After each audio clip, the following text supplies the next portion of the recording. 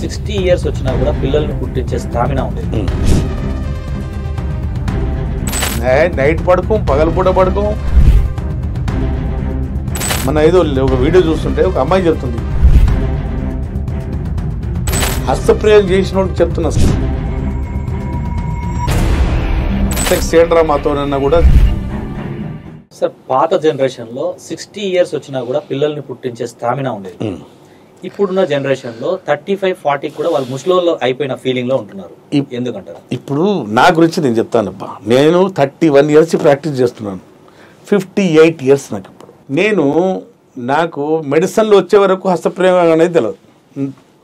మీరు రమ్మండి, నేను మెడిసిన్లో వచ్చే వరకు కూడా హస్తప్రయోగం చేస్తారనేది నాకు తెలియదు. ఇప్పుడు ఆ సోషల్ మీడియా ప్రభావం అనుకోండి, ఆ పోనోగ్రఫీ అనుకోండి, చిన్న పిల్లవాడికి తెలుసు హస్తప్రయోగం. తెలుసా లేదా? ఆడు చేసుకుంటున్నాడు. తెలిసి తెలియని వయసులో మా వయసు ఉన్న వాళ్ళలో తక్కువ ఉండే ఆ సమస్య లేకుండే. ఇప్పుడు నాకు తెలిసి మా దగ్గర తల్లులు పట్టుకొస్తున్నారు, 7th 8th నుంచి మొదలు పెడుతున్నారు. వీర్యం వెళ్ళకుండానే హస్తప్రయోగం చేసుకుంటున్నాడు. వీర్యం వెళ్ళట్లేదు అని హస్తప్రయోగం చేసుకుంటూ బాహ్యప్రాంతి పొందుతున్నాడు. ఎందుకు వీక్నెస్ రాదు?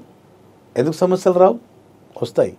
కాబట్టి ఈ సోషల్ మీడియా వల్ల పోనోగ్రఫీ కామన్ లేనివాడికి తెలిసింది సమస్య. ఇది అసలు ఇవన్నీ అలవాటు ఉండడం వల్ల, చెడు వ్యసనాలు ఉండడం వల్ల ఈ సమస్యలు చాలా వస్తున్నాయి. లైఫ్ స్టైల్ ఇప్పుడు మీరున్నారు, ఇంకో బాబు ఉన్నాడు, ఇంకోటి ఉన్నాడు, చాలామంది ఉన్నారు.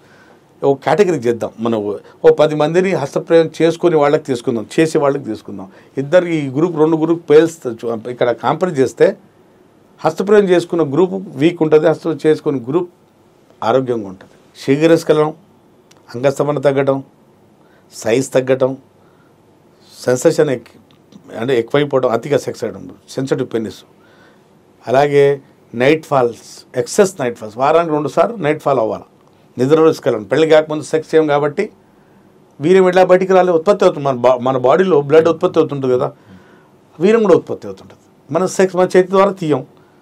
ప్రకృతి ఏం చేసింది, దేవుడు ఏం చేయడం, నిద్ర రూపంలో వారం 2 సార్లు బయటికి తీస్తాడు, బయటికి రాస్తుంది అంతే. దానికి అలా దేవుడు తీస్తున్నాడు అంతే, తీయాలి. దేవుడే తీస్తాడు, మన ప్రకృతి కాకుండా, కానీ మనం తీయకూడదు. ఇప్పుడు నేను చాలా సందర్భాల్లో చెప్తే కింద విమర్శలు వస్తాయి నాకు. హస్తప్రయోగం చేసిన వాళ్ళకి చెప్తున్నా, సైజ్ పాడవుతుంది, టైమింగ్ పాడవుతుంది, పవర్ పాడవుతుంది, 3 పాడవుతుంది, మొత్తం పవర్ బాక్స్ పాడవుతుంది.